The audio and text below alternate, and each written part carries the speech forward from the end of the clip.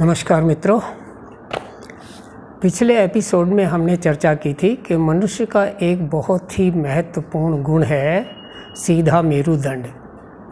क्योंकि 84 लाख योनियों में भगवान ने किसी भी योनि को सीधा मेरुदंड नहीं दिया। उससे पूर्व हमने चर्चा की थी कि विवेकी बुद्धि और हंसने की क्षमता भी केवल मनुष्य को ही दी गई है। आज मनुष्य के अंतिम और चौथे विशिष्ट गुण की चर्चा करते हैं। वह है विभिन्न भाषाओं में बोलना और लिखने की क्षमता, जो कि केवल मनुष्य मात्र को ही प्राप्त है। बाकी कोई भी योनियाँ एक से अधिक भाषा में ना तो बोल सकती और लिखने का तो प्रश्न ही पैदा नहीं होता। तो इस गुण को प्राप्त करके सफलता की शिखर तक पहुंचने के लिए हर मनुष्य को प्रयास करना चाहिए। इसीलिए हम अपने बच्चों को विद्यालय में भेजते हैं ताकि वे कई भाषाओं में पारंगत हों, विभिन्न लिपियों में लिखना सीखें और अपने विचारों को दुनिया तक पहुंचाकर एक सफल इंसान बने। आप जानते हैं कि कई लोग कोई शारीरिक श्रम नहीं करते, केवल बोलने की ही खाते हैं। बोलना जानते हैं, इसलिए सब उनको बोलना सुनना चाहते हैं और वो सिर्फ बोलकर ही लाखों करोड़ों कमाते हैं और अपने जीवन को सफल करके एक आदर्श के रूप में माने जाते हैं। आप जानते हैं एक अच्छे से अच्छा बिजनेसमैन तभी सफल होता है जब उसके बोलने में मिठास हो, सार्थकता हो और लोग उस पर विश्वास कर सकें। एक नेता जो बोलने में चतुर है, वाक्पटु है, सर्वोच्च पद पर पहुंच जाता है, लेकिन जो व्यक्ति बोलने में चतुर नहीं है वह कामयाबी नहीं पाता। इसलिए बोलने की कला पर ध्यान देना चाहिए, इसको निखारना चाहिए और समय समय पर आत्मनिरीक्षण करके ध्यान देना चाहिए कि मैं जो बोलता हूँ उसमें लोग रुचि रखते हैं या नहीं, सुनना चाहते हैं या नहीं। प्रायः लोग अपनी सुनाते रहते हैं, दूसरे की बात सुनते ही नहीं। कई बार आपने देखा होगा 4 आदमी बैठे हैं, चारों एक साथ बोल रहे हैं, एक दूसरे की कोई बात नहीं सुनता, दूसरे की बात में कोई इंटरेस्ट नहीं लेता, फिर भी सब लोग अपनी बात सुनाते रहते हैं। एक छोटा सा चुटकुला है, मुझे याद आया कि किसी एग्ज़ाम में बच्चों से पूछा कि एक बड़े से बड़ा झूठ बोलो और जो सबसे बड़ा झूठ लिखेगा उसको फर्स्ट प्राइज़ दिया जाएगा। सभी बच्चों ने लिखा। एक ने लिखा मैं चांद पर पहुंच गया, दूसरे ने लिखा मैंने सूरज को उठा करके अपनी बगल में रख लिया, किसी ने कुछ। एक बच्चे ने लिखा कि एक स्थान पर 4 महिलाएं चुप बैठी थीं, उसको फर्स्ट प्राइज़ मिला, क्योंकि यह संभव है, लोगों ने ऐसा समझा। तो आप अगर अपनी वाणी के द्वारा लोगों में इंटरेस्ट क्रिएट करते हैं, उनको आकर्षित करते हैं और आपकी बात को लोग सुनकर कुछ विशिष्टता का अनुभव करते हैं, तभी आपका बोलना सार्थक है। तभी आपका बोलना सार्थक है जब आपकी वाणी से किसी का जीवन सुधरे, किसी की बीमारी दूर हो, किसी का रोना दूर हो करके उसके चेहरे पर मुस्कुराहट आए, कोई अपने जीवन को सफल बना ले। अन्यथा बोलने में कोई सार नहीं। मीठा बोलो, सत्य बोलो, सत्यम ब्रूयात प्रियम ब्रूयात अप्रिय सत्यम न ब्रूयात। मीठा तो बोलो, सत्य भी बोलो, लेकिन कड़वा सत्य नहीं बोलना चाहिए। इस पर भी मुझे एक बार याद आती है कि एक राजा के दरबार में एक बहुत बड़ा ज्योतिषी था। राजा ने पूछा कि बताओ मेरी आयु कितनी है। ज्योतिषी बहुत प्रवीण था, बहुत समझदार था। उसने राजा का हाथ देखा, जनपत्री देखी और बहुत गहन विचार के बाद राजा ने कहा कि सर, आपकी आयु इतनी है कि आप अपने जीते जी अपने बेटे पोते और प्रपौत्र पड़पोते का भी दाह संस्कार देखेंगे। सभी आपके सामने मर जाएंगे। राजा को सुनकर बड़ा बुरा लगा। राजा ने कहा, मूर्ख, तुम्हें तो बोलने की भी तमीज़ नहीं और तुमको इस अपराध के लिए मृत्यु दंड दिया जाता है। वह दुखी होकर घर आया, पत्नी को सारी बात सुनाई। पत्नी बड़ी समझदार थी। उसने कहा अगले दिन दरबार में आकर कि महाराज, मैं क्षमा चाहती हूँ, मेरे पति तो बहुत होशियार हैं, थोड़ी सी भूल कर गए।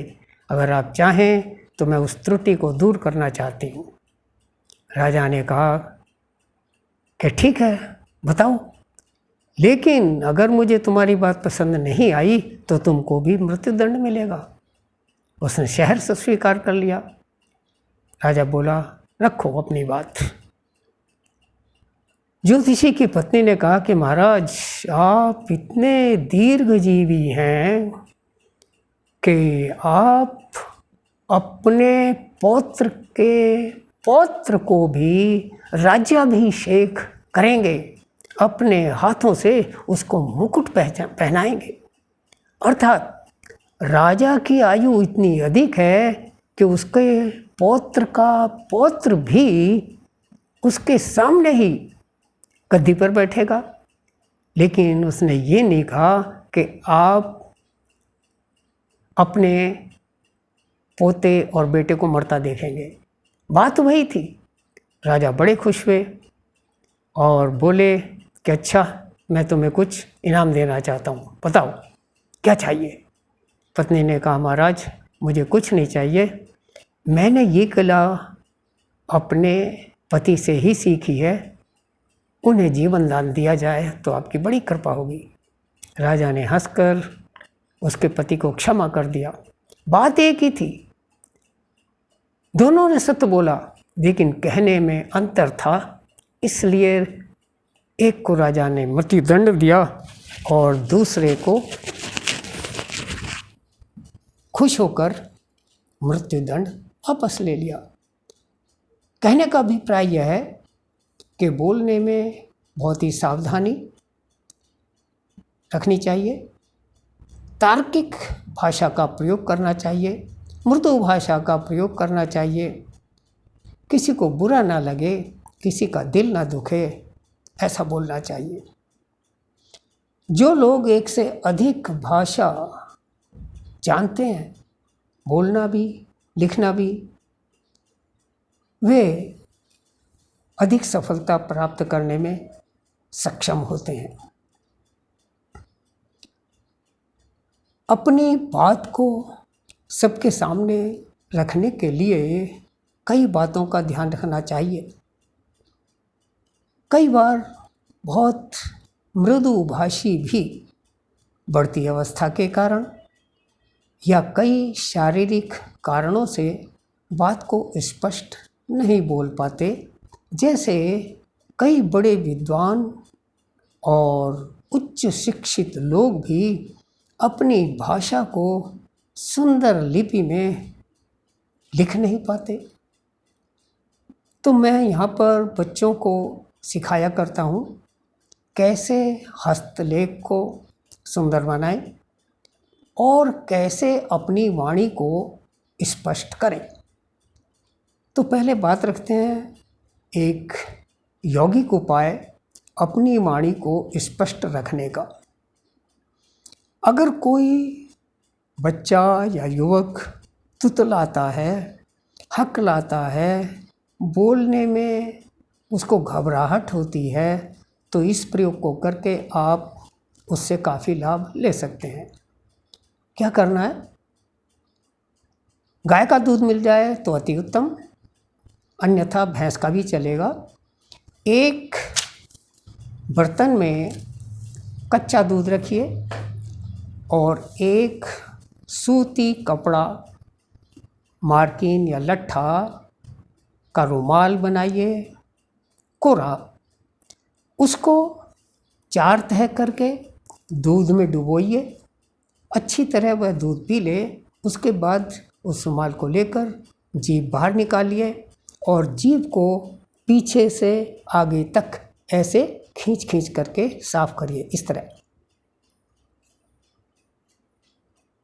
उसके बाद उस रुमाल को जीभ के चारों तरफ लपेटकर आगे पीछे जीभ को खींच करके अच्छी तरह साफ कीजिए। आपको देखकर आश्चर्य होगा कि इस तरह साफ करने से जीभ के अंदर काफ़ी गंदगी बाहर निकलती है, जिसका हमको अंदाज़ा नहीं होता। इससे जहाँ एक और खाने में हमारा स्वाद बढ़ेगा, बोलने में स्पष्टता आएगी और हकलाना और तुतलाना भी कम होगा। इसके अलावा जीभ को उस रुमाल से पकड़कर और अच्छी तरह बाहर खींचें, खूब बाहर खींचें, लंबी तरह, जैसे जीभ को हमको लंबा करना है, इस तरह से बार बार सफाई करें। बार बार इस कपड़े को दूध में भिगोते रहें, फिर जीभ को साफ़ करें, फिर दूध में भिगोएं, फिर जीभ को साफ़ करें, बाद में दूध को फेंक दें। अगले दिन इस कपड़े को धोकर रख लें और अगले दिन दोबारा कच्चे दूध में इस तरह से करें। 20-25 दिन इस क्रिया को करने के बाद आपको अपनी वाणी में एक विलक्षण परिवर्तन नज़र आएगा। अवश्य करें, इसका लाभ उठाएं। दूसरी बात, रात्रि को शंख को अच्छी तरह धोकर उसमें पानी भरकर रख लें और सुबह उस शंख के जल को खाली पेट पिएं। रोजाना यह क्रिया भी करें और बाद में जीभ आपको साफ करनी है। इन दोनों क्रियाओं को करने से वाणी में काफ़ी स्पष्टता देखने को मिलती है। उज्जाई प्राणायाम से भी वाणी स्पष्ट होती है और हकलाना, तुतलाना कम होता है और खर्राटे लेने की आदत भी बहुत कंट्रोल हो जाती है। उज्जाई प्राणायाम क्या है, मैं आपको करके दिखाता हूँ। सीधे बैठकर पूरा सांस बाहर छोड़िए, अर्थात उद्यान बंध लगाइए, इस तरह, और उसके बाद गले को सिकोड़कर सांस अंदर लेके ओम की आवाज़ करते हुए खूंच लंबा खींचिए और अंत में गर्दन ऊपर उठा करके छोड़ दीजिए। इस प्रकार एक बार करते हैं। पूरा सांस बाहर छोड़ा,